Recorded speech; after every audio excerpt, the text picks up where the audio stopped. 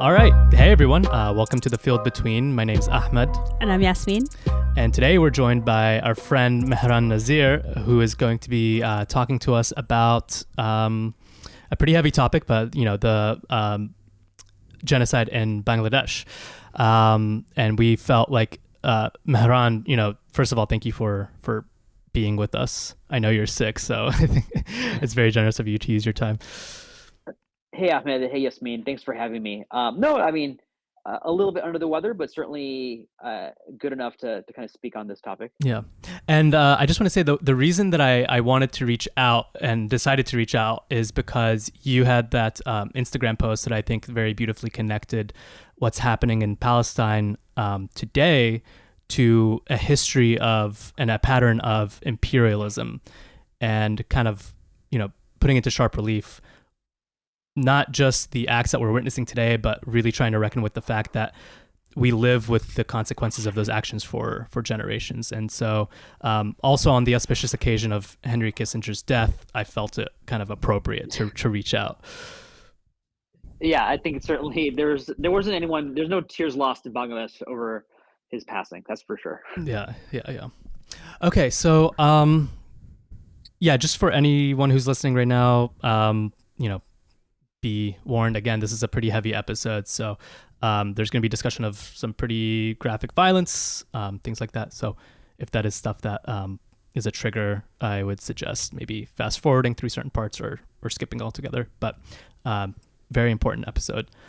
All right, so Mehran, could you kind of give us a sense of where this begins for you, either in temporally or even spatially, when you first started understanding this? Yeah, thank you. So maybe a quick introduction. My name is Mehran. Yes. I am, maybe I should do a little more. I'm Bengali American. I was born in the US. I was born in California, but it was maybe 4 or so years after my parents moved to this country. My dad was pursuing grad school, and my mom was a housewife. So we were born here, but thankfully I was able to go to Bangladesh. We went pretty frequently, I think once every 3 years. So I had a pretty frequent touch point with Bangladesh. I probably went there about a total of 7 times in my life. Not completely disconnected, but I think as maybe many of your listeners, in particular ones that are coming from their own respective diaspora, right? Like being an American, but also having, a history elsewhere, the same struggles, right? Fitting in with your friends and, how much do you want to eat your own particular food and go to cultural ceremonies. I had all those struggles. I don't think that's particularly, different than most other people, but, ultimately my history in Bangladesh is rooted in my own personal identity, to no one's surprise. And, I was born in 1988. And the war for liberation happened in 1971. So I wasn't really actually that far removed from it in its history, and yet I've only really come to learn more about it in my adulthood, and have always had maybe more of I'd say, fascination with the topic, the history, the stories. But what I also realized is the little exposure that I got from my parents, specifically my parents, about the specific history. And a lot of the things I've found have been really predominantly from reading, books and reading, some firsthand accounts. We're thankfully is a strong word, but we're still within the lifetime of the people that experience that. And one of the things that I certainly would love to do is reach out to people that have a firsthand account of what happened, and just to learn more, and just to kind of feed my curiosity. It's not something, admittedly, I've gotten a chance to really do a lot of so far, but I'd like to say that I know enough of the history that I hope someone can learn something new. But I think, you kind of nailed it, Yasmin, and around the number of parallels in particular with what's going on in Palestine are a little, I'd say it's a little jarring, right? I don't think I appreciated to which degree how connected those were. Yeah.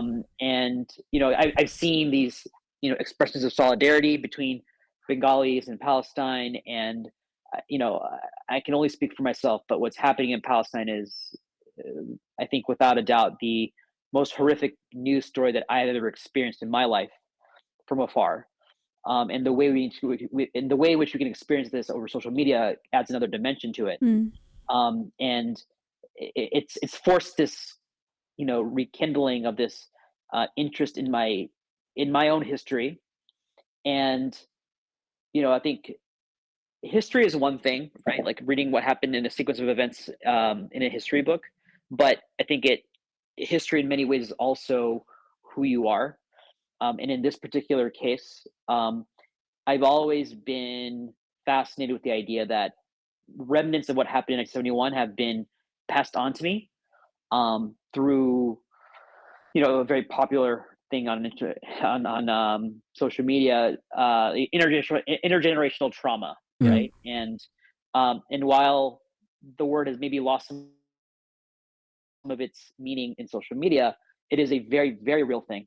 We are also now witnessing an entire peoples that will be experiencing and feeling the after effects you know for just generations. And I think to connect those things, that's where my interest is. And I think in light of what's been happening the last couple of months, that fascination has been rekindled.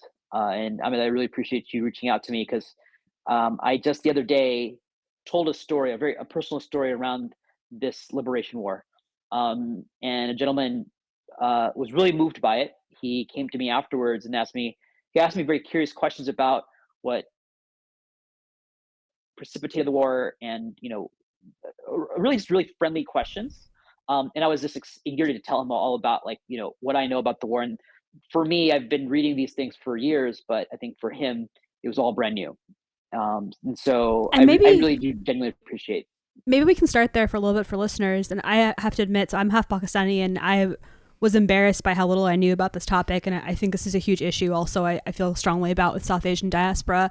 Maybe, we don't want to we're not capable here, I'll say for myself, of giving a full history lesson, but if we could set the stage a little bit historically, maybe wherever you think is appropriate, maybe starting with partition, if we just want to do some broad outlines to familiarize folks. Yeah, definitely. And that's where I would start anyway, right? Outside of, I think another really important piece of context that maybe people don't appreciate is the incredible cultural history of the Bengali region. Yeah. Right. It is a people that have, created Nobel laureates and this rich tradition of poetry and music and literature. So people like Tagore, Rabindranath Tagore, and I actually have a poem from him I want to end on. Yes, amazing. And I also think there is what's it called? More contemporarily, like Ravi Shankar. He's not from Bangladesh, but he's from the region. Mm-hmm. It's such a rich culture and tradition and language that I think isn't necessarily recognized in the same way that I think of other cultures, right? Because it's generally, this is more of a function of the West, but South Asia is lumped in together as like its own tradition. Mm-hmm. And that's such a misinformed understanding, because even within India, there are thousands of languages being spoken with different cultural traditions and histories. And then when you look at Pakistan, and even Pakistan within itself, right? You have Pathans in the north, you have the Punjabi culture and tradition. A lot of stuff happening in Balochistan right now. Yeah. Exactly, right? And when you put that aside and you just kind of focus specifically on Bengali culture, you'll learn that like there's an entire history and academic body focusing on this stuff. I think they're actually, like, if you look it up, there's a Bengali Renaissance in the early 20th century, right? Yep. And that goes to show you that like this is not something that started with the partition. It's something that has been, essentially organically built its own culture and tradition. And and to your point, Yasmin, it does start at the partition. Sorry, were you going to say something? No, I was going to say on your point, like, yes, for sure, this is such a deep, rich history in the Bengali region, and it I think we can start it with partition, but like you said, Mehran, like you can kind of really date it a lot farther back, right? Like, I mean, the East India Trading Company came to the Bengali region first in around 1757, and then there was an uprising decades after. It was a failed uprising that led to direct control of the region by the British Crown. But after that period, it did create a sense of nationalism, from what I understand, that led to this like massive intellectual history in the the Renaissance period that produced those poets like Tagore. So just posting some dates, like 1857 is when Crown Rule starts. I think the history of the British Empire and the East India Company is all very valid. Mm-hmm. And if anything, it acts as a context for the cultural traditions that created or happen in those times, right? Mm-hmm. You can't necessarily extract them from the British Empire. And which brings us to partition, which I won't go into deeply here because it's something that I also myself don't know that much about. Mm-hmm. But I don't know if you guys feel okay with me suggesting another podcast on your podcast. Yeah, go for it. We do it all the time. There's a podcast called Conflicted. Have you heard of that before? No, I'm writing it down now. It is so good. There's this gentleman apparently in Texas who writes these like incredibly long episodes on history, and like not your normal history, but like ones that are oft forgotten. And he'll dive into these histories over these like multi-part episodes, and he does a wonderful breakdown of the partition. He brings life to it in a kind of a narrative way that's not like reading a history book. Mm-hmm. He did one on partition that was 6 episodes, about 2 hours each, so it's a pretty significant listen, but honestly incredibly informative. And he also does one on the kind of the Sunni Shia divide. He does one on the Soviet-Afghan war. Like it's pretty incredible, to which he does. And more fittingly in today's age, he also does one on the Yom Kippur War and the 6-Day War, and some of the kind of personalities around that. So would highly recommend, if you're interested in partition, to listen to that 6-part piece. Thank you. But as a summary, partition ultimately was foisted upon the subcontinent after World War II, and the British Empire had to basically, because of the money it took to, in the debt they had after the war, had to essentially extract their peoples from these regions, and they, as they were wont to do, created some very, very I'd say lazy boundaries and didn't borders. The guy who drew the map famously had like never been to the region? Yeah, he spent I think an entire of 2 months, and he, his name is Radcliffe. That's right. They call it Radcliffe's Folly or Radcliffe's Line, but the lines he drew up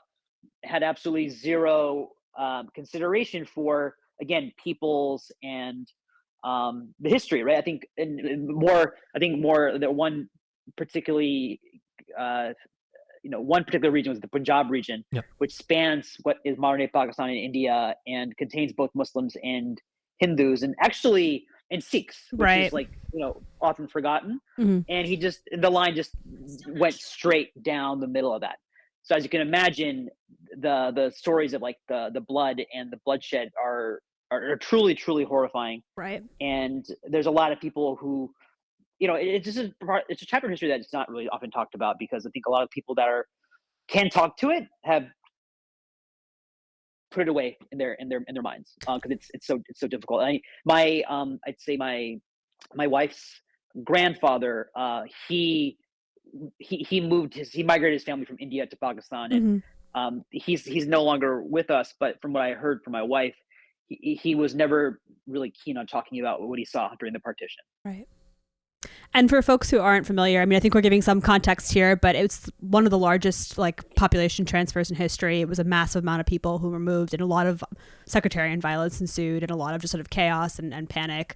And the end result were, in the nation state of India, and then on either side of India, then West Pakistan and East Pakistan, which is kind of the story that we're talking about today. Exactly. So a line was created that effectively created 2 countries, Pakistan and India. And what was funny about Pakistan was that it was split up into 2 discontinuous, I guess, territories, right? They were not bordering. Right. Pakistan, like basically West Pakistan on the left, and then what was initially called East Bengal but became East Pakistan on the in the eastern side, and in the middle you have the gigantic landmass of India between. But what's really fascinating about that is that really the only thing shared between East Pakistan and West Pakistan at the time was religion. They're both predominantly Muslim countries, and that was ultimately probably the genesis of why he created those lines in the first place. But still, didn't necessarily succeed. And regardless, you have now one country that is split up, not necessarily next to one another. And not only that, you have a very rich, two very different rich traditions. And early on, you were already starting to see fissures of that. I want to say a few years later, Pakistan, when I say Pakistan, I'm going to probably be referring to West Pakistan. Mm-hmm. Yeah. And I best not to refer to Bangladesh in the early days because it wasn't an established state. Right. It was East Pakistan. So Pakistan in that time, I believe, made in order to make Urdu and English the two national languages.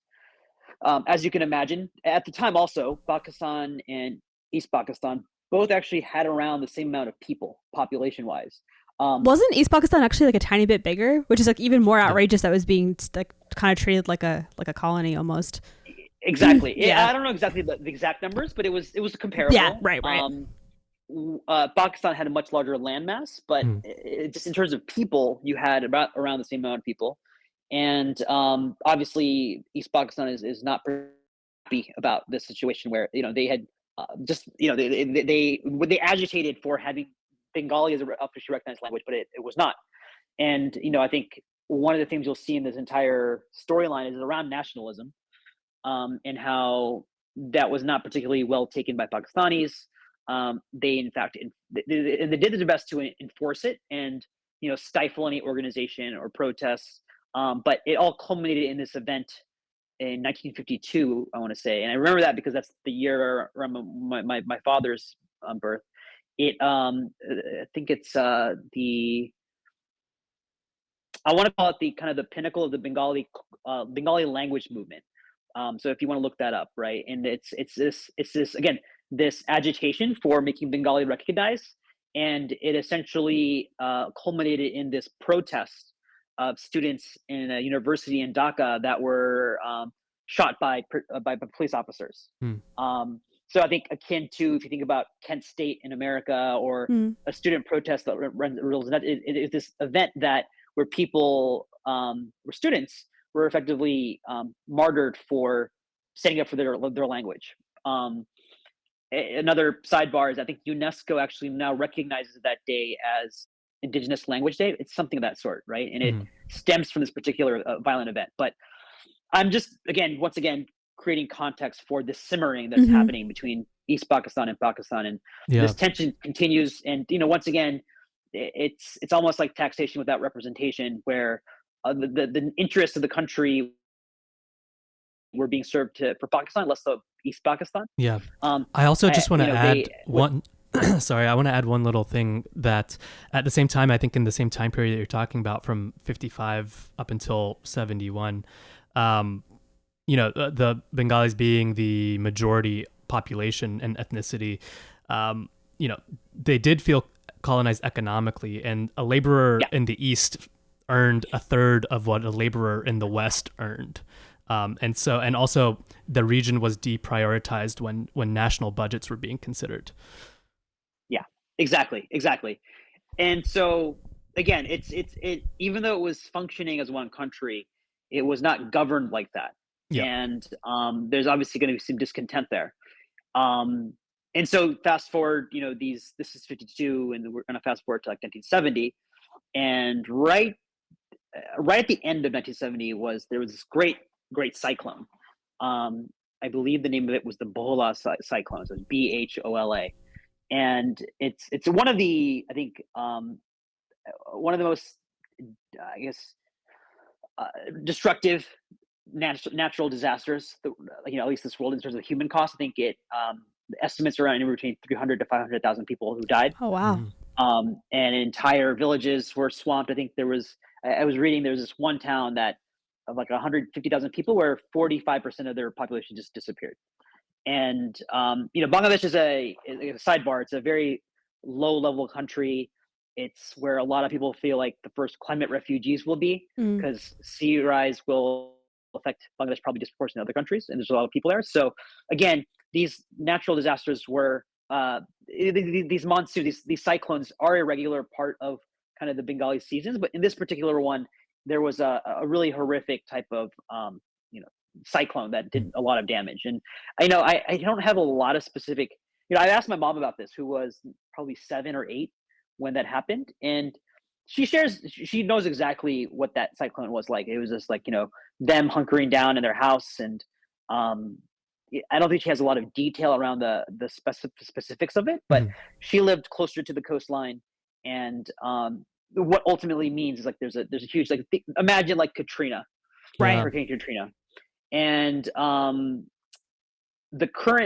so at the time, my understanding was that Pakistan was under a state of martial law. It was being run by the general, and I believe the general's name at the time was Yahya Khan. Yep.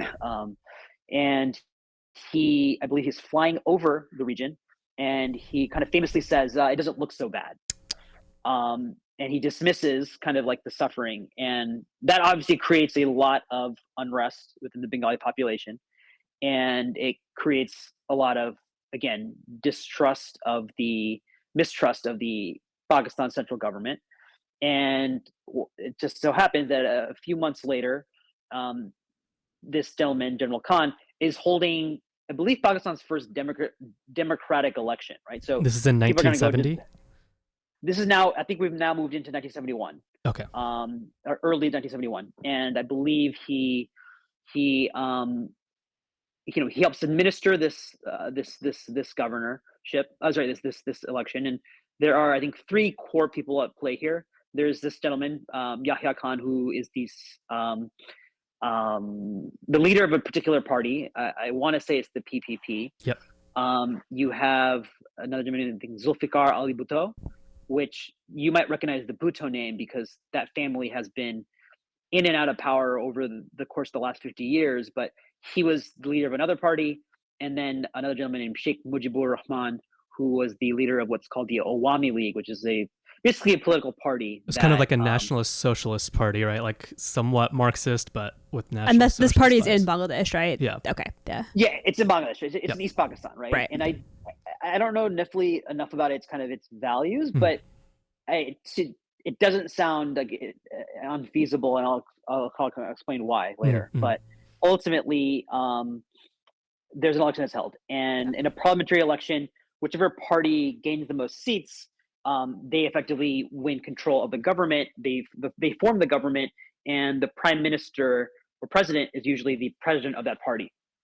And in that election, because of this discontent from the cyclone, there was the Awami League won the majority of seats. I think it was something north of 50%, but they effectively won all of the seats that were kind of allotted to East Pakistan. So there was a consensus there. I don't think they probably won a lot or any in West Pakistan, but because of the way in which parliamentary seats were divided, they had the majority of seats. Effectively, the other 2 parties had split the other votes, and you effectively had a situation where Sheikh Mujibur Rahman now was the leader and effectively nominally the president of this Pakistan, both Pakistan and East Pakistan. And just a really quick insertion to the record here, though this is not at all the main point of the story, so no worries at all. But Zulfikar Ali Bhutto started the Pakistan People's Party, but Yahya Khan was like a dictator. Yeah. And I just want to add on the cyclone. I actually didn't know. That's really interesting context, and definitely, around why people felt like a great discontent, but also at the time in the East. So like Bengali's region, they were 56.7% of all Pakistani citizens. Right. And then 99% of those were ethnic Bengalis, and 88% of whom were Muslims. So that's kind of what I have in my notes for that period around the election. So, exactly. Go ahead, Yasmin. Oh, no, sorry. Please continue. No, I thought I had a question, but I think I don't. Okay, got it. But yeah, I think it's, I myself didn't really know that much about the kind of causal effects, but I only learned about it through this book that I think tells the story of the of the storm as a kind of catalyst for the war. It's called The Vortex. There's a few books called The Vortex, but it's called The Vortex: A True History of History's Deadliest Storm, An Unspeakable War and Liberation. And I think it's written by a couple academics that I believe interviewed up to 200 people, upwards of 200 people from the war, and wrote this in a kind of like in a narrative format. It wasn't a history book, but it's if you're interested, it's certainly worth the read. It starts from that context of the war, of the vortex, and then I think paints a story behind the main people behind the war, in a much more of a narrative way, where there's an evil villain, there's a hero, and all those kind of pieces. Yeah. So just a quick sidebar, but so this election happens, and there's obviously the Pakistanis faction does not necessarily agree with it, and there's a lot of I'd say mistrust of how to kind of form this government, which precipitates in March in there's obviously a lot of organization happening in East Pakistan at the time, and a lot of again a lot of organizing on the Bengali side. There's actually a very famous speech that from Sheikh Mujibur Rahman, where he addresses he's known as the founding father of Bangladesh, but he's addressing a huge mass of people. In fact, I think the estimate is around 2 million people, which is, think MLK I Have a Dream, but maybe a couple of times larger than that, right? And he gives a speech in March. He's creating this again fervor for not what was independence at the time, but what was simply just, we now run this country. We own that. We basically, the government is run out of here now, right? And I think we take for granted this idea of forming governments because America, for what we know for now, has a continuously formed a government. But in other countries, forming a government is a part of the process of transfer of power. And there's expectation. And a few weeks later, Yahya Khan he embarks on this thing called Operation Searchlight, which on the facade was a war. It was a war on the Bengali people, but at the same time was also a systematic effort to ethnically cleanse Bangladesh. And so what's interesting about Bangladesh is that at the time, obviously, Bangladesh didn't have its own military, right? It didn't have an organized military because I think effectively it had probably some degree of armed forces, but nothing akin to what you expect from a proper country. And the early days of the war, from my understanding, was a lot of guerrilla warfare, right? People who caused, I believe there was more organization that happened throughout the war, but it was ultimately fought in villages, in forests, sometimes in cities. And Pakistan's approach to it was, again, from the reading, particularly heavy-handed. It wasn't only going after infantrymen as much as they were going after people. There is there's a unique aspect of this where it's called genocidal rape, which is a horrific thing to think about. But going back to the partition, there actually is a huge storyline of women disappearing and mass rape happening then as well. So I don't think it's something unique to our history. It's something, sadly, that is not generally heard of in ethnic cleansing campaigns nowadays, or in genocidal activities that are happening. Although who knows? I'm not really of everything, but in Bangladesh, it's very well documented that there were potentially upwards near 1 to 3 million report rapes, which is just a mind-boggling number to think about. Yeah. And I want to add on to that. Yeah, it's an especially chilling sort of statistic to kind of reckon with, and to imagine it being used as a tactic to just win a war is especially horrific. On top of that, they really also targeted Hindu Bengali women as part of that, but also Muslims were targeted, and it's just like a horrific thing to imagine that being sanctioned by the by the military of Pakistan. Yeah, that was something I really didn't know, especially how much Hindus were targeted. And that just, yeah, I mean, it's so awful on so many levels. They were already a minority, and then that they were like sort of being systematically exterminated. And the numbers were crazy. I mean, it looks like Bangladesh at its time, but it was East Pakistan at its founding, was like around like 20% Hindu. And now I think it's like 7%. And I don't think that was only because of this period, but I'm sure that had a lot to do with that. I'm sure whoever could flee also might have chosen to do that after this. Yeah. I do think the armed forces in Pakistan, they were driven by some religious fervor, right? Yes. There was like an element of this that was related to Islamist tendencies, if you want to call it.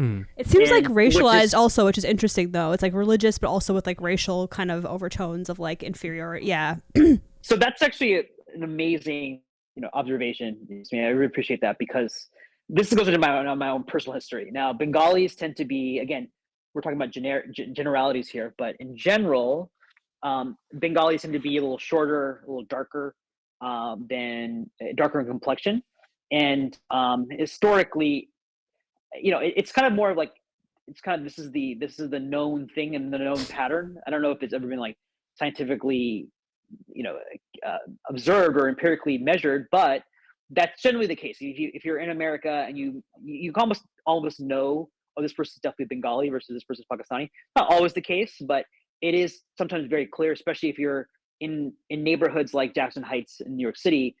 The Bengalis fit a very different kind of profile on general than a kind of a community of Pakistani people. And there's absolutely no doubt that colorism had something to do with the animosity that was directed towards Bengalis. That, to be frank, is still the case today. And sadly, I've heard, I've seen, I've experienced that same kind of negativity, bias towards Bengalis for that, they're short and darker. And so that's an unfortunate thing, but that's another thing we take from colonialism, where that the fair complexion is it's a thing that was definitely leveraged against Bengali peoples. And one other really important aspect of this war in Pakistan campaign was that they were targeting intellectuals and the intelligentsia, and school barracks, and basically academics, because oftentimes it was a lot of the kind of protests, the unrest, the intellectualization of the revolution came from these universities. And I'm going to take a quick sidebar here, because I think you asked me early on, like, where does this story start for me? And I started kind of talking about my own history and like my family's history, and my interest in it just as academically. But I remember very starkly, it's very innocent. In 6th grade, we were told to write an autobiography, right? And it's silly to think about an autobiography at the age of 12, but it tells you, our teacher told us, hey, go interview your parents, talk about their stories, talk about what they experienced in their childhood, and talking about what you want to do when you grow up and stuff like that, right? And the kids around me were talking about their parents growing up in a cul-de-sac, playing baseball, and much more commonplace things. But I asked my dad and my mom, obviously, and I'm asking them, and my dad gets to the war. Mind you, my mom and dad never really talked about the war. There are these instances in which they did, and there's so few that they kind of stay on me. I'm sure if I asked them more questions, I would probably get more answers, but I think there's a reason there, right? And my dad, very, very nonchalant, he says, yeah, I was going to school at the time, and I stopped going to school because I started seeing dead bodies on the lawn. God. And my 12-year-old self was like, wow, that's a cool story. I'm going to write this down and share it with my classmates. You're like, this is an A. Yeah, this is so cool. No one else has this story. I'm going to stand out, right?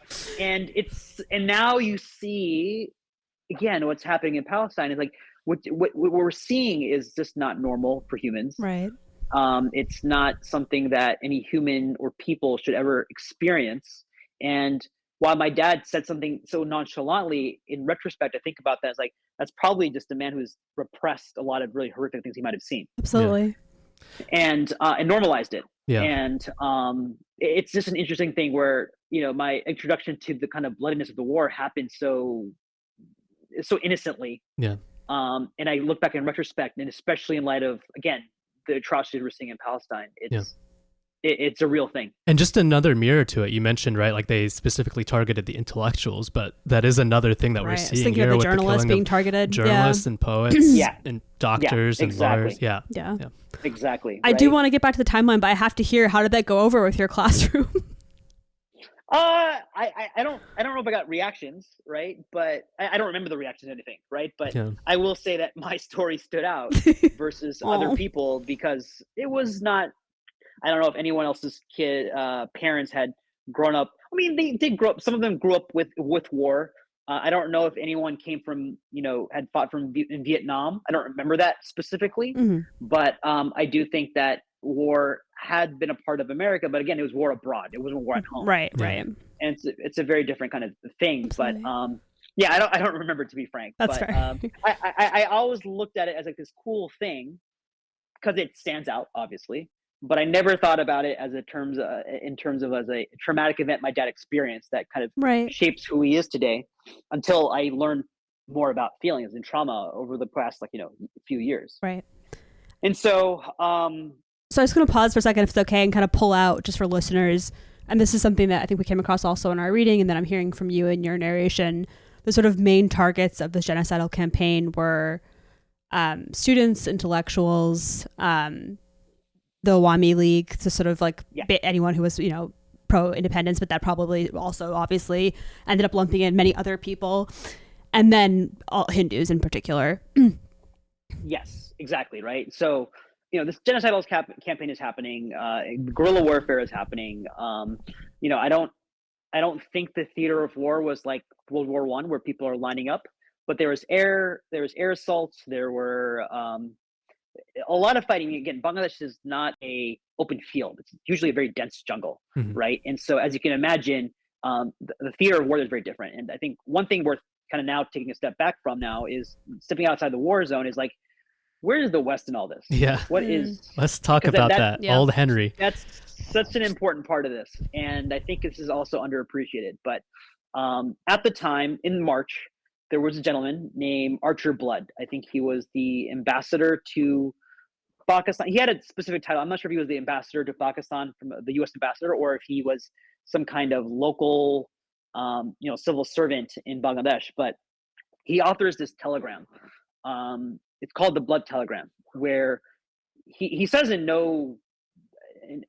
very clear, articulate words that there's a genocide happening. I don't know if he says a genocide, but the words are not mincing what he's seeing unfold. It's like there is an assault on civilians here.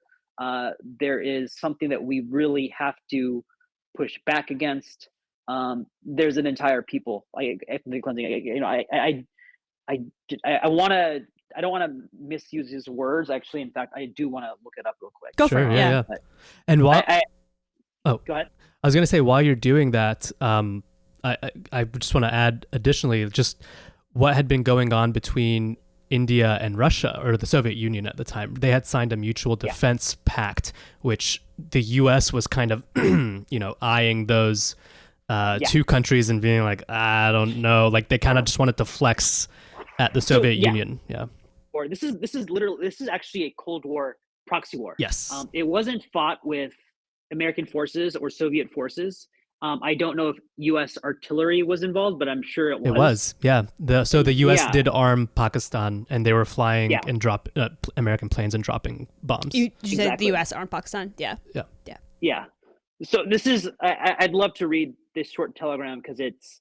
Yeah. I feel like it calls a lot to what's happening right now and how we feel about America. But here, I'll repeat this. Our government has failed to denounce the suppression of democracy. Our government has failed to denounce atrocities. Our government has failed to take forceful measures to protect its citizens, while at the same time bending over backwards to placate the West Pakistan-dominated government and to lessen any deservedly negative international public relations impact against them. Our government has evidenced what many will consider moral bankruptcy. But we have chosen not to intervene, even morally, on the grounds that the Awami conflict, in which unfortunately the overworked term genocide is applicable, is purely an internal matter of a sovereign state. Private Americans have expressed disgust. We, as professional civil servants, express our dissent with current policy and fervently hope that our true and lasting interest here can be defined and our policies redirected in order to salvage our nation's position as a moral leader of the free world. Reading it now, it kind of gives me chills, because if any one of us are to be asked, is America the moral leader of the free world, I think we know exactly how we answer that question. Absolutely. Especially now, right? And please. Yeah, sorry, I was circling back to what Ahmed said. I think that's such a good point, because it also reminds me kind of the current situation, just thinking about the atrocities that are suffered in the name of like statesmanship. Like, it's so easy in hindsight to be like, how ridiculous that the genocide wasn't called out just so that we could kind of have a proxy fight with Soviet Russia. But here we are, we have like an official diplomat. And Mehran, was this telegram sent to Washington? It seems like it was sent to the State Department's dissent channel. So yes, it was. Also an echo of what's happening now. We read an interesting quote also yesterday by Nixon, who's basically saying, and I'll paraphrase it lightly, but like, he wasn't too worried about Americans worrying about these people because a bunch of Muslims fighting each other. He was just like basically not seeing people who were dying as fully human. He wasn't worried about the conflict, and wasn't worried about the average American kind of learning about it. Yeah, exactly. And sadly, I think what happened with this gentleman, Arthur Blood, he was revoked. He was recalled. He was brought back to the U.S. and ultimately, his cries for help from the states did not really amount to anything. And what's really beautiful is that Bangladesh still recognizes this gentleman's call for warnings. Oh, I think really? They send a delegation to his funeral. Oh, that's lovely. He's someone that is recognized in Bangladesh as someone who, again, had the moral standing to call out for this. But I want to get back to the kind of the Kissinger piece, right? Because as I already mentioned, there is a Cold War underpinning here, right? Namely around India and its cozier relationship with Soviets. India was effectively Pakistan's foe, West Pakistan's foe, but it was not trying to get involved in this war. It didn't until the very end, which I'll talk about in a second. But it was not trying to get involved in this war. And there's another important piece, is that Kissinger, if you remember, there was a really friendly relationship between the U.S. government and this leader in Pakistan, Yahya Khan, the gentleman who actually is generally attributed as the leader of this genocide, the person who perpetrated this genocide. And they're friends with him, and they want to be his ally, namely in light of this theater where India is emerging as a Soviet puppet. But even more concerning is that Yahya Khan also, he had a friendly relationship with China. And if you remember the early 70s of Nixon, one of Nixon's biggest things is the open door policy in China. And they wanted to, and effectively Kissinger and Nixon wanted to, again, suppress any kind of support for the Bengali peoples, because he wanted to warm up that friendship with China. Oh, interesting. I hadn't thought about that angle. Yeah, and it's funny because I will always say, kind of tritely dismiss things as like, capitalism is, incompatible with peace, and all these things around, like, burn it all down. But and you see the same thing playing out in Palestine, where there are these interests around Gaza's natural resources that are very suspicious, and we should all be looking at with a lot of skepticism. Like, there is a reason that people are willing to kill civilians for, but in this case, there was a market that they were trying to open up through a back door, and in service of that, an entire country effectively faced the threat of the actual perpetration of genocide. And I just want to add to that too. The U.S., although it's not saying it's not getting directly involved in the war, it does several things to signal its support for one side or the other, right? So in this case, the U.S. had sent some of its actually, Kissinger almost unilaterally had sent some of the U.S. naval carriers into the Bay of Bengal to signal to China that were it to get militarily involved, that the U.S. would be there to support it, right? So it's just kind of this like military flexing and suggestions to just, say, we're not going to stop any side from committing as much damage as it wants, right? Like the same way that the U.S. now is saying like, oh boy, we wish there was a ceasefire, but let's actually maybe deploy some Navy ships to protect any goods going to Israel, or let's like put, point some artillery at Yemen and Iran should they get involved, signaling to Israel that it can do whatever it wants, really. Exactly. So much of it is theatrics, and then what's horrifying for all of us watching is that there are very good people that are dying because of this, and it's. I mean, I can't really even.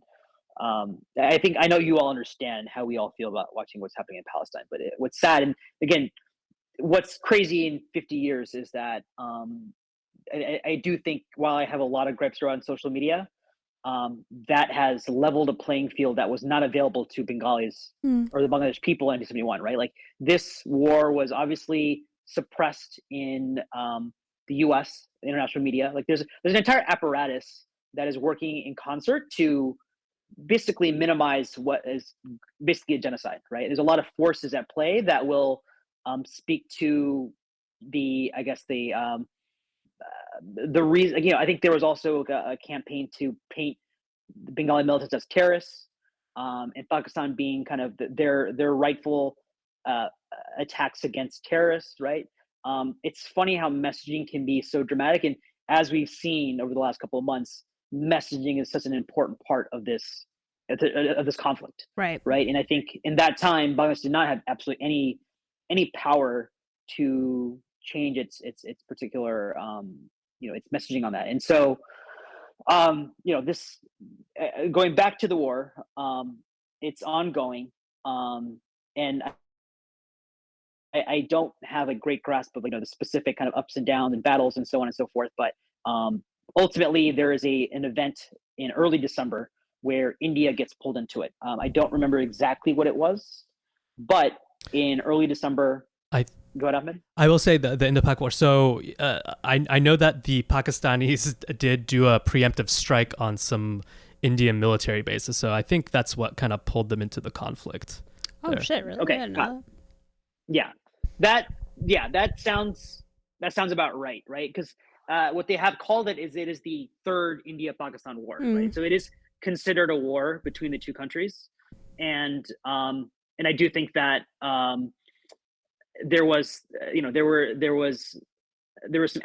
I think preemptive strikes that happened on India that pulled them into the theater of war, and they jump into it. They are bringing air assault and all these pieces, and I think within like 13 days, Pakistan surrenders.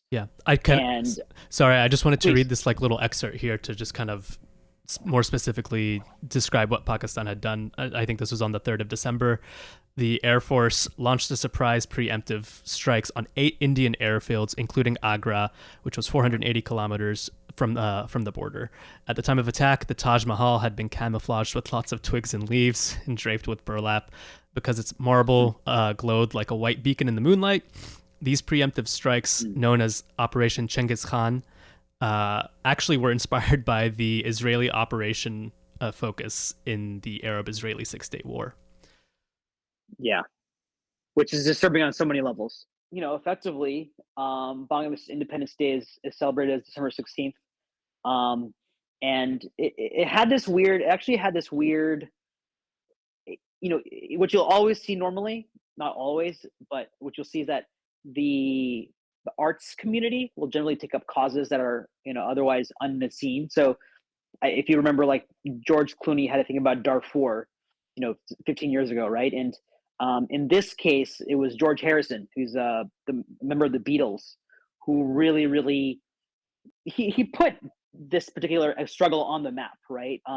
He had a big concert called the Concert for Bangladesh, I want to say. There was a very prominent Time magazine cover on the Bangladesh War. I think Jack Kerouac, right, the beat poetry writer, he wrote a poetry called a poem named Songs of Jeshore, which is a city in Bangladesh. There were certainly some cultural, icons that were making music and art around Bangladesh that I think remain relevant today, and that relevant in that Bangladesh still recognized the kind of the contributions in terms of cultural awareness that was happening at the time. But yeah, I think it was different. Right? The media landscape is the arts and media landscape is very different now than it was before. But as we already can tell, art is playing out in a very different way with regards to Palestine and Israel. And I think it's just worth noting that because there's so many places that struggle today that don't necessarily have that, right? I think there is also a horrible conflict happening in Sudan right now. And there has been ongoing conflict in the Congo. There's been ongoing military takeovers in not North Africa, but like Central Africa for the last 2 years, right?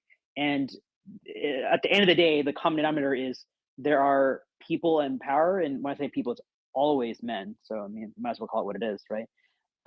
Men in power jostling for control over power, money, and resources, and tons of innocent people basically coming at the expense of that. And I think we're seeing that today.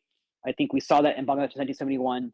And yeah, I think there's like a strong degree of solidarity between. I mean, this is a fun fact, but I think in 1971, when Bangladesh was formed, they're the only country that did not recognize Israel as a state. And in fact, I think Israel tried to recognize Bangladesh, and Bangladesh was like, "We reject your recognition." Exactly, yeah. Which was incredible. Super petty. They were like, "We do not need your recognition." Yeah. And just for some numbers for folks, because I mean, these numbers were horrific, and honestly, I hate to admit this, but like surprising to me, I didn't realize how awful they were. But I mean, anywhere between 300,000 to 3 million people were killed, which even the question of like why that range is so large is kind of a horror to think about, that we might not even know, like with contemporary conflicts, how many people actually are going to die or have died. And 10 million people fled. So just huge, crazy numbers for a relatively short period of time. That also just shows the kind of rate at which people were being killed. Yeah, overall, like as soon as just to contextualize it for people temporally, like it started in March of 1971, really, like the violence, and then now we're talking December 1971, so like 8 or 9 months. Yeah, which, if you do the math, is a stunning amount of people on average per day, right? So I we think about massacres in terms of hundreds of people, maybe in a really bad massacre, thousands of people. This was a daily occurrence for about 9 months. Yeah. And my parents lived in it. And it's hard to get their stories, right? Because let's kind of maybe veer into the more personal aspects of it. Yeah. Right? I didn't, growing up, I didn't hear much about the war, and this like an innocent case of my father, of this innocent 12-year-old boy asking me about it is like kind of one of the more meaningful ones that I remember. But there's also there's one story that I'll never forget, right? I happen to work in a very cushy job, and I'm very, very blessed. I'm extraordinarily blessed. And I was able to take my family to our offices, and this particular office had this neat little thing where you kind of step in, and step into this little chamber. I don't know if we call it a chamber, but think about 3 huge, like, ground to like ceiling panels. Okay. And they surround you, and you walk in, and you can kind of go anywhere in the world in kind of a Google Street View, right? And so you feel like you're immersed in it, right? So, as a joke, we're like, hey, why don't we go back to our home in Corona, California, Southern California? So we go navigate to it, and we are transported onto our street where I can see my house. And then like, why don't we go to, I don't know, my apartment elsewhere, or something like that, right? And all of a sudden, like, why don't we go to like your home address, right? Like where you grew up, because I grew up going to that house. It's in Khulna, Bangladesh. And some history about my family. My grandpa, my maternal grandpa, he had started a paper factory, and did very well for himself. He managed to construct I want to say 6 or 7 story building, where the bottom 3 floors were a paper factory. There was a mosque at the bottom, and then his family would live on the top floors. And the specific address is 17 Babu Khan Road, Khulna. So I was like, hey, it'd be funny. Why don't we just like try going to 17 Babu Khan Road on Google Street View. I type it in, and it obviously just kind of crashes a little bit, or like it's very, very pixelated. It does that funny thing where like it zooms out like the space, it rotates the globe, Yeah. it zooms in on Bangladesh. It's super, super pixelated. But within like, it felt like a 15 to 20, 30-second length, it all comes into clear view of my mom's old house, a house that I grew up also seeing whenever we visited Bangladesh. And it, you could see the trees around it. You could see the road. You could see rickshaws. It kind of transported you to this home. And we were both like just kind of awestruck. Oh my God, this is where we grew up. This is the paper factory. This is your house. And then my mom is like kind of in awe, right? And aside, I think our family's always experienced some degree of economic uncertainty, and this job ultimately kind of has given our family a lot more certainty in many ways. Yeah. And my mom is kind of like shocked at that, and looking at this screen. She's like, she says this in Bengali, but she says, this is crazy because here I am next to my son at this company and in California with all this safety. And 50 years ago, I was in that building, huddled in a basement with my 7 brothers and sisters and Rosie Kala, which is her close friend who has another family of like 5 to 10 people. And we were huddled there for 9 months. And that shook me because the U.S. is such a unique place where I think geographically we are advantaged where our neighboring countries probably won't attack us. We also have the strongest military in the world, which is you can say I'm very much against the military industrial complex, but at the same time, I also have to acknowledge that it does guarantee me some degree of safety. But what many people in this country will never, ever experience is their towns being demolished like Aleppo or Gaza City or all these places that just completely get wrecked. And the feeling of, if you look at Maslow's hierarchy of needs, right, that bottom one being safety, physical safety and survival, it'll be very hard. Unless we like kind of force ourselves into we're camping somewhere in the wilds, right? Some survivalist stuff. Outside of that, you'll never really have to question that. Right. Yeah. That's not really a memory people have of seeing their childhood home and thinking, oh, that's where I had to shelter, for security to, not be, like wiped off the face of the globe. As like bombs were flying, dropping, and as people were murdering. No, it's I played basketball here. I played soccer here. Like those are the memories that people have of home here. Yeah. And to me, another friend of mine asked a very profound question. Because, she asked me like, so I'm married to a Pakistani woman, American Pakistani, and there's a very interesting kind of sidebar on my own relationships with Pakistani people now. But that all aside, a friend of mine asked me, she's asked like, if there's one thing you could take away from your culture to your kids, what would that be? And, to be frank, not necessarily the biggest fan of Bengali food. It's a little very curried. I love all the fish dishes. I love fish, so I'm a fan. Yeah, it's just not my thing for every day of the week, right? And I really appreciate the art and the music now, but one, I don't really understand the music and literature. That is something actually I would love to kind of dive myself more into. And I also, I don't necessarily create that kind of music either. We grew up going to cultural institutions, but generally when I was younger, I would look at it as a chore. I'd be like, I don't really want to go. It's just kind of annoying. As any 5 to 7-year-old they would rather stay home and play video games. And if there's one thing that I would like to pass on to my children, it's this history. It's this history of struggle. It's this history of identity that I think is like, again, I didn't live through the war, but my mom saying that brought me back to this idea where her safety was not promised. Her security was not promised. And all of that is coded into her DNA somehow, right? I don't know what that is scientifically or even intellectually, but whatever was coded in there into both my mom and dad has found its way to me, right? I think, growing up, I grew up in a household that was very stable, and our parents tried to give us everything that they possibly could, and they did set me and my sister up for a life of material success, and I'd say emotional success as well.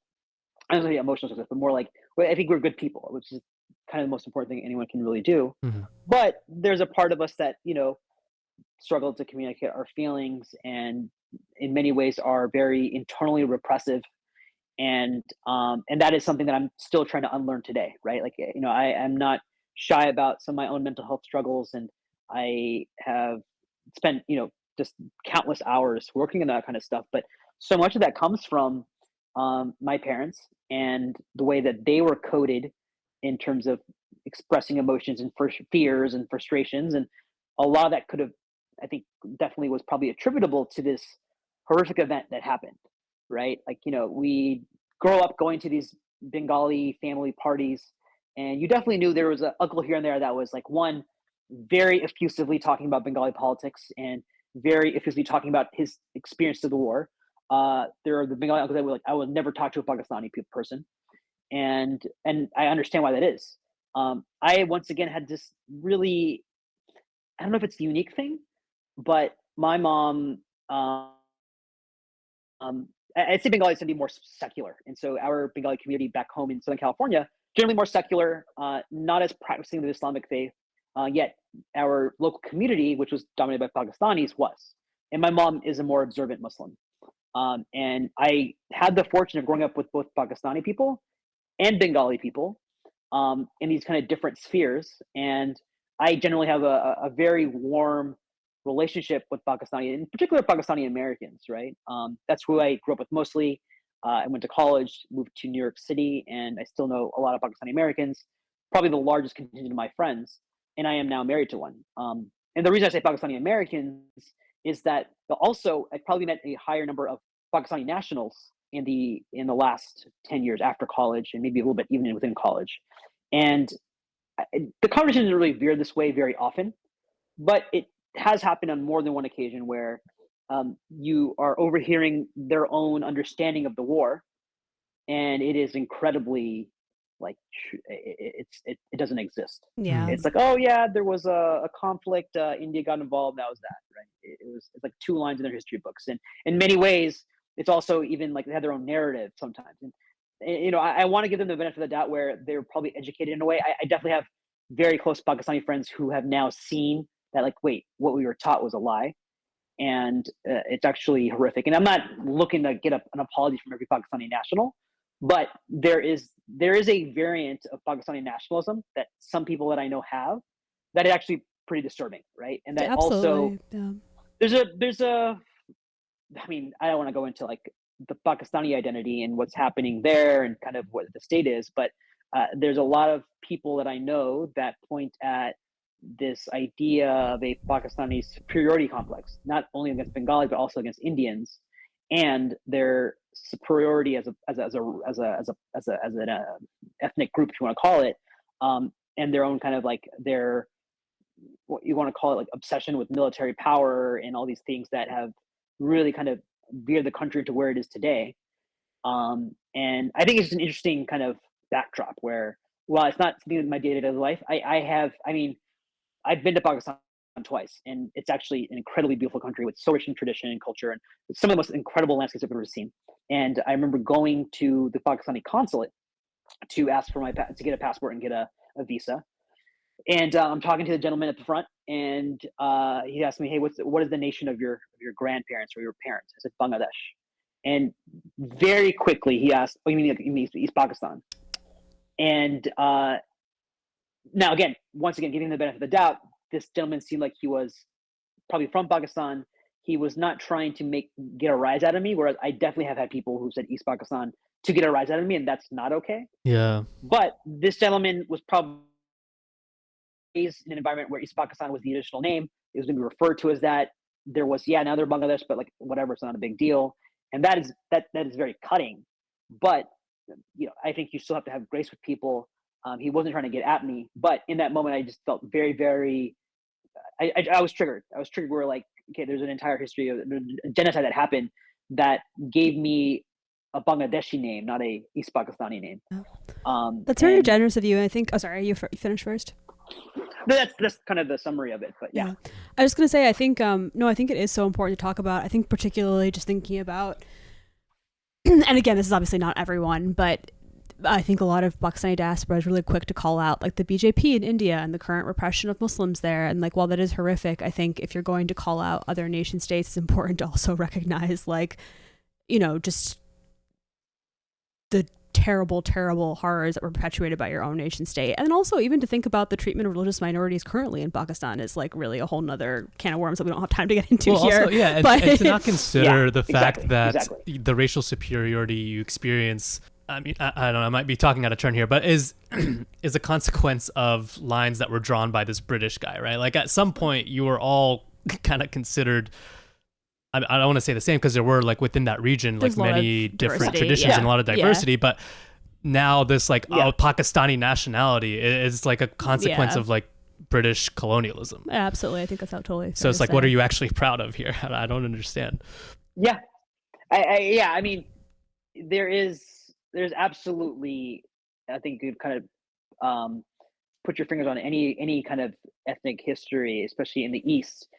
Some degree of colonial influence that was forced upon them via imperialism and in the pursuit of profit, and the lazy removal of it, right? Like I'm sure a lot of us have gone. I've now spent a lot of time thinking about the Balfour Declaration and all the pieces that came leading up to that, and how what ultimately came down to a colonial power, the British, drawing some particularly lazy lines and completely not enlisting the input of the indigenous peoples. Like it's a story that's as old as time at this point, as far as I'm concerned.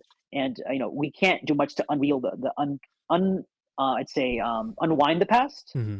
At the same time, could obviously act in a way that'll help us protect the interests of indigenous people.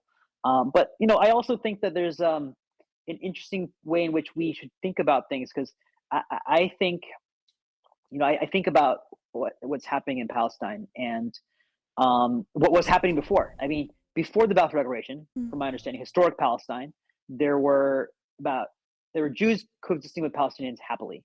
I think it was 10% of the population, and again, it was a land of indigenous peoples who were not necessarily linked into this global network of trade, industrialism, and all these pieces. Mm-hmm.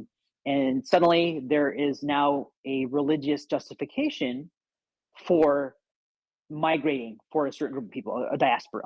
And I don't want to also dismiss their own history of violence and persecution, because it's very real.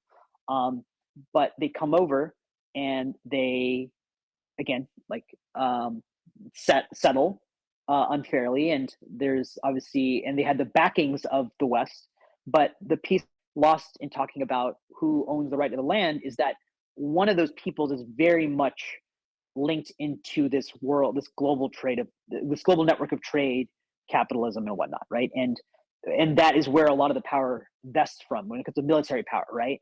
And I asked myself, what good does the West have if Palestinians in Gaza and the West Bank can live about their lives, disconnect from exploiting oil, and live peacefully?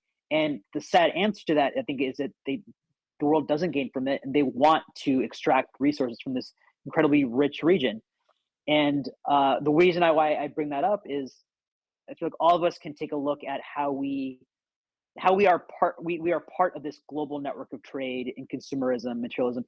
I'm not moralizing this where people should just become ascetics and live like monks, but I also think that I think in the West we are generally dismissive of people who have abstained from modernity for whatever reason, and because we live in a modern society and we're a modern people. And I just came back from Nepal, where they have an incredibly beautiful culture that's never been colonized because they live in these mountains that are hard to conquer anyway. But I think more and more I'm appreciating that a life of stillness, a life without kind of material pursuit, is really powerful, in how much the culture of capitalism is contrary to that. Yeah, it's definitely and something how to it, thinking about, like resource and resource extraction for sure, and like who is yeah, getting the exactly. resources and who is giving them.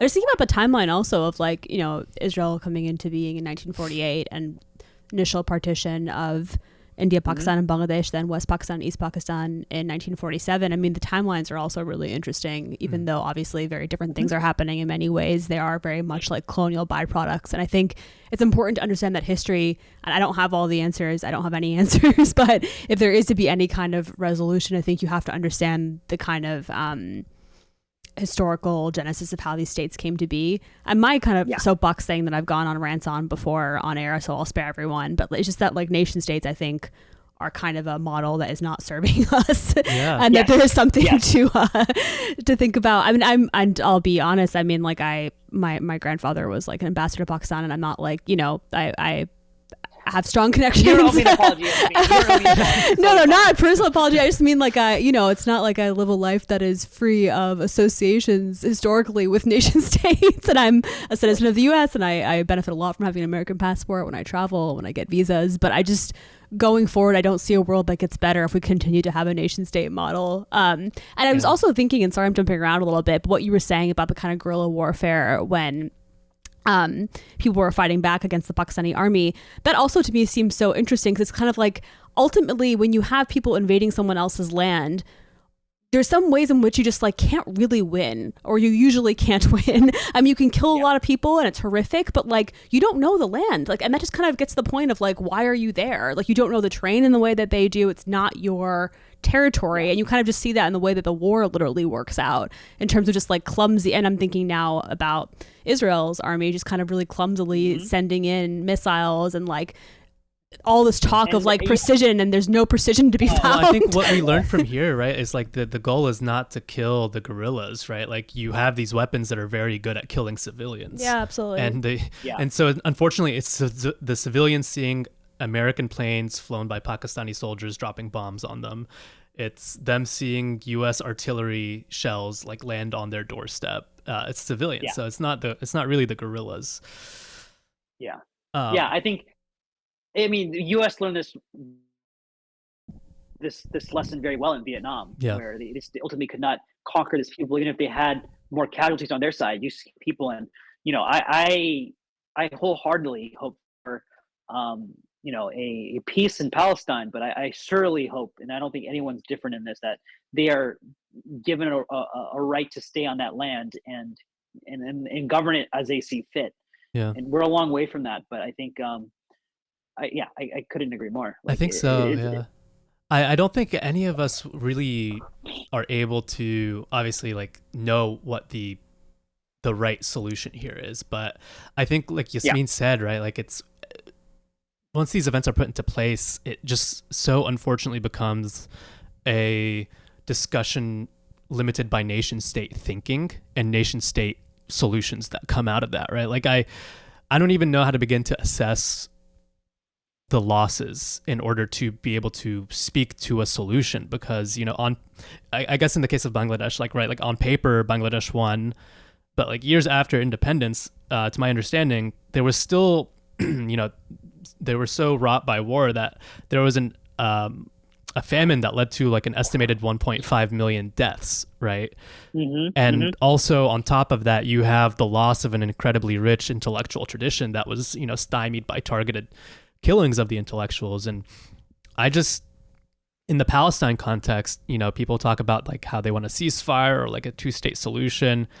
But I find myself getting kind of frustrated in those discussions because we kind of rarely talk about how to even begin miscounting for like all the misdeeds and the future like, losses are kind of getting to too. Like we cannot possibly measure the magnitude of it. And even in the US, like 160 years like after slavery, the US still can't figure out what to do about reparations or what it looks like to actually like do justice by its black citizens.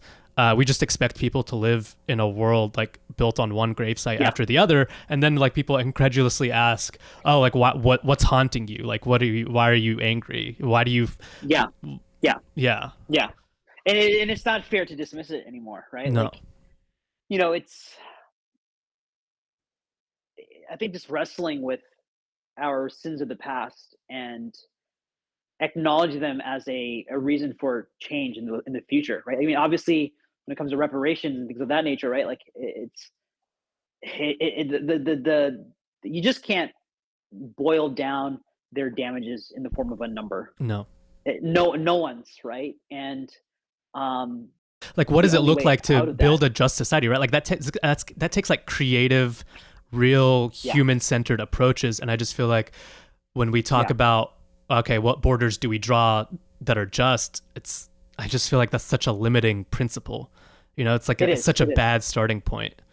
And I don't know if you agree or disagree. Like I'd be interested to hear your thoughts on it, but like, does that feel like, I'm not saying like Bangladesh shouldn't have had independence, but like, you know, just the borders alone does not feel like justice. Does that resonate, or what do you think about that? We're now far enough away. I mean, I think the relationships between Bangladesh and Pakistan are much more normalized now. I don't think there's as much animosity, but I know in the years afterwards there were trials for people that were complicit in the genocide that were in Bangladesh, that were captured, imprisoned, and something akin to the Nuremberg trials in Bangladesh. And so there was a degree of justice that was had there. And then up until even a few years ago, there was a gentleman who there was a lot of bloodthirst for hanging him, executing him. They finally convicted him, and they executed him. I think in sometime in the 2000s, and that's still 30 something years, right? There's a piece of that where there's vengeance that certainly is warranted, but I mean, there's a common saying in Pakistan that I don't speak really very well, but it's something in the kind of like, oh yeah, that's not even worth 2 taka, which is the Bengali unit of currency. I think as of like, you know, as of today, I think the Bengali taka is worth more than the rupee, and our GDP per capita is higher than Pakistan's. Economically, I think it's not that it should be a measure of a country's success or their a measure of their overcoming a particular traumatic event, but I can't speak for the Bengali people, right? I can't say that the spirit of the people has been restored, but there's something about the Bengali identity and Bengali culture, and something I see all the time here in America, where I meet cab drivers and people that are working blue collar jobs, of industriousness, of hard work and diligence and honesty and integrity, and that, to me, that being still the case is ultimately the ultimate victory in many ways, and it was that triumphed over the hubris of a general. I don't want to, implicate the entire population of Pakistan to this crime, but I do think this general their leader at the time he got high off of a superiority complex that ultimately ended in a disastrous war. Yeah. And I don't know if I answered your question, to be honest. I think if I understand your question, is like, what does justice mean in this context? Yeah. I don't have the answer. Yeah, no, I don't think anyone, I think, but I guess it was more of a comment than I guess a question, but yeah, it's definitely interesting to know the thoughts, because like I said, I don't pretend that I have the solution, right? Like I have a lot of thoughts on the situation, but all I know is that the solution, like an actual human-centered solution, does not involve bolstering of like militaries. It doesn't involve more bombs. It doesn't involve necessarily more borders, but I don't know. Like it's just, and that's a tricky thing too, though, because like this is. I think we should like aim and work towards something greater. But in the system that we currently have, like the only way that there could have been some form of justice was independence. Right. Yeah. Like right now, like the UN could decide, oh, we're just gonna reinforce and say like the borders around Gaza, like that's Palestine. The infrastructure has already been decimated, and people are still going to suffer for generations, and there's probably going to be famine, and the death toll is probably going to go into the hundreds of thousands for generations after this. And honestly, the numbers don't matter. I think the same way that like we have a like huge range like in the estimates of like what happened in Bangladesh, right? At a certain point, you just have to realize destruction's been done, and it's almost They impossible. don't matter. You mean in the sense that you can't really truly quantify. You can't measure it. No, Yeah, like that's fair. even and Yeah. to Not bring that, it back on every life lost. right, obviously, right, yeah. like to bring it back to a personal level, Mehran, like we're decades after this in the next generation, and like you're saying, you still feel like there is a part of you that you're having to discover through your parents' stories, even though, and I resonate with this really, because like not being able to have, you know, a conversation with your family around certain things because of what they faced. So in a way, there are kind of reverberations of what happened for you. Obviously, even though your situation is, you know, infinitely better than your parents had it, the same way for me. Yeah. But yeah, I wanted to ask, finally, or, you know, I guess, so you talked a little bit about like when you first started discovering, but how's it going? Like, have you been able to talk to your parents a little bit more about it? Has there been opening up or like kind of thawing of those conversations, or how's that going now? I mean, unfortunately, my dad is kind of he's kind of early onset of dementia, right? So it's hard for him to kind of reach to those kind of ideas. And my mom, I mean, just a lovely woman, but uneducated. So I think sometimes she finds it hard to communicate, articulate things that she experienced, especially now the ones that are so far away. And I think the observations probably are, not to dismiss them, but are probably err on the side of more superficial. Like, you know, I remember, because she was so young, she was 8 or 9. Sure. I don't know if somebody can actually grasp the horrors of war, but you know, I definitely know Bengalis whose grandparents still live. You know, I've met a Bengali family through my wife, actually, whose grandparents were actually part of the language movement and were intellectuals in that time. And I think one grandparent unfortunately did pass. I do feel like there are families that are in my circle now that were very much involved in the kind of formation of the country. And while I haven't got a chance to really talk to them, that seems to be kind of like a next step for me, because you know, I unfortunately I don't think my parents are going to really have access to that anymore. Yeah. And I think the whatever trauma or whatever damage, emotional damage was wrought on them has been done, and it's ossified, and it's hard to really kind of undo that. But you know, at the same time, my dad lives happily at home. My mom lives happily and safe at home, and I can't ask for anything more than that. And yeah, you know, I can't speak for them, but something tells me that, you know, it's not a priority to rekindle those memories. Sure. But who knows? Maybe there's a part of that that wants to escape. It's hard to tell sometimes with people. Yeah. Is there anything else that anyone wanted to? I know we've been going for a while, so I really appreciate your generosity with us. But I want to open it up, and if there's anything that you wanted to hit on that we haven't yet, definitely the time for it. No, this has been a very far-ranging conversation, and I really, really appreciate both Jasmine and Ahmed, you two, for giving me a forum, because I honestly have never had a conversation like this. But it's become, you know, it just has accelerated since October 7th, right? Like this fascination with my own history and the parallels between what, you know, my history of people's experience versus what's happening in Palestine. And frankly, I don't think anyone wants to see what is happening in Palestine unfold. Yeah. And in an uncomfortable way, I have to say that we all are in some ways complicit with it.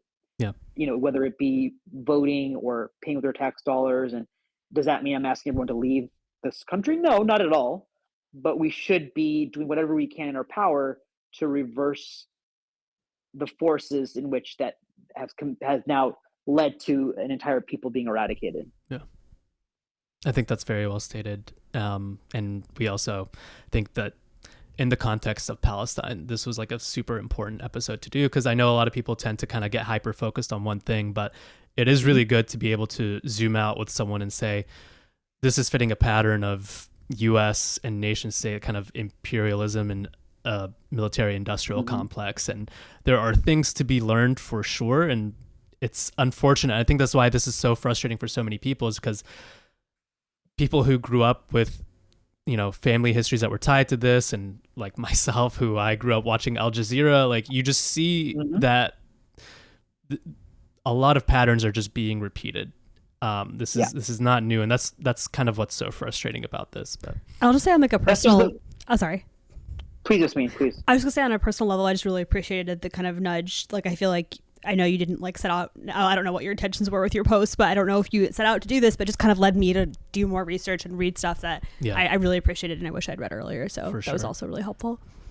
Yeah, I appreciate that. I think, in fact, when I sent that out, I think a lot of people actually reached out, in particular Pakistanis, who were like, "Hey, I really appreciate you sending this out. Like, it's an eye-opening kind of statistic for me that I had.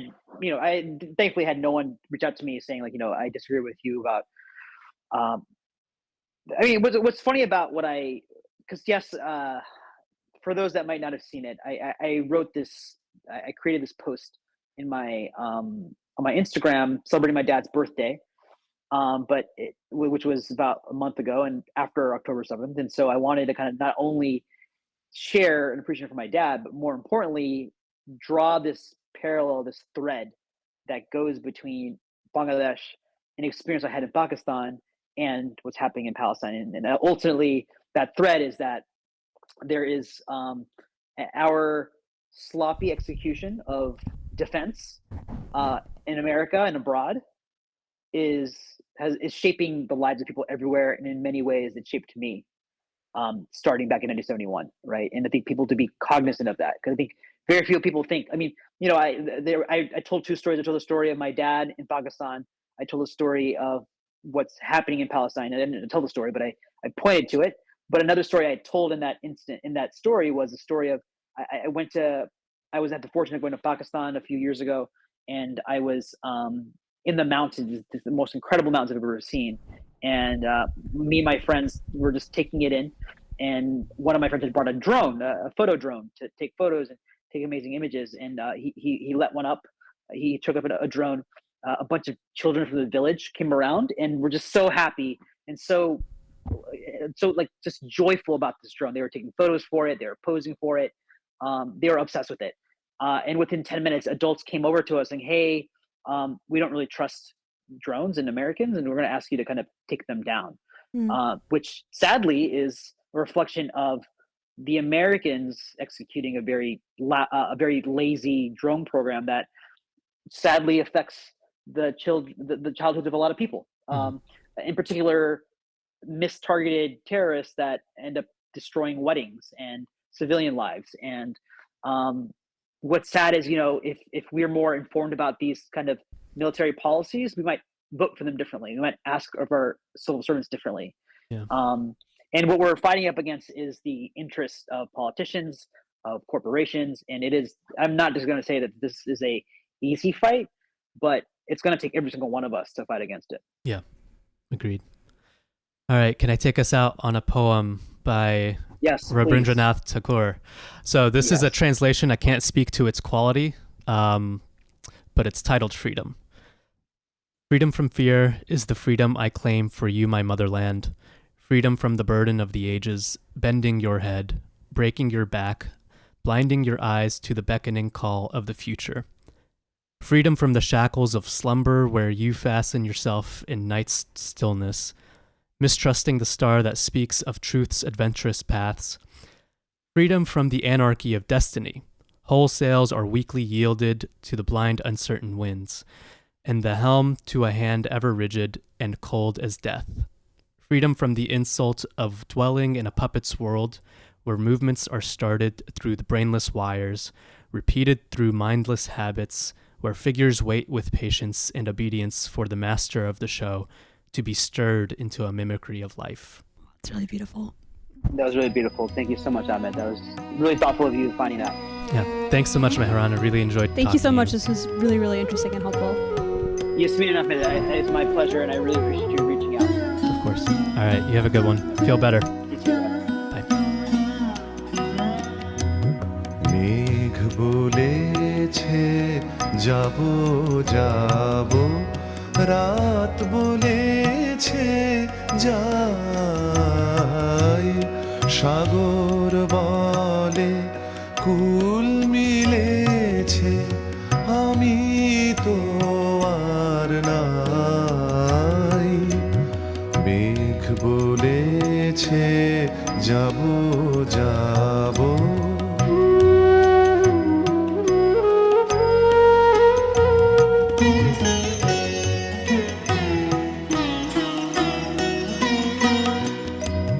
দুঃখ বলে রইনু চুপে তাহার পায়ের চিহ্ন রূপে দুঃখ বলে রইনু চুপে তাহার পায়ের চিহ্ন রূপে আমি বলে মিলাই আমি আর কিছু না চাই মেঘ বলেছে যাব যাব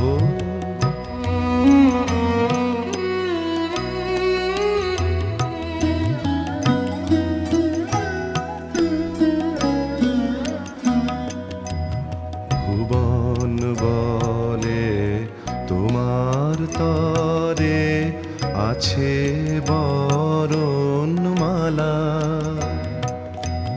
গগন বলে তোমার তরে লক্ষ প্রদীপ জ্বালা প্রেম বলে যে যুগে যুগে তোমার লাগি আছি জেগে প্রেম বলে যে যুগে যুগে তোমার লাগি আছি জেগে মরণ বলে আমি তোমার জীবন তরিবাই মেঘ বলেছে যাব যাব রাত বলেছে যাব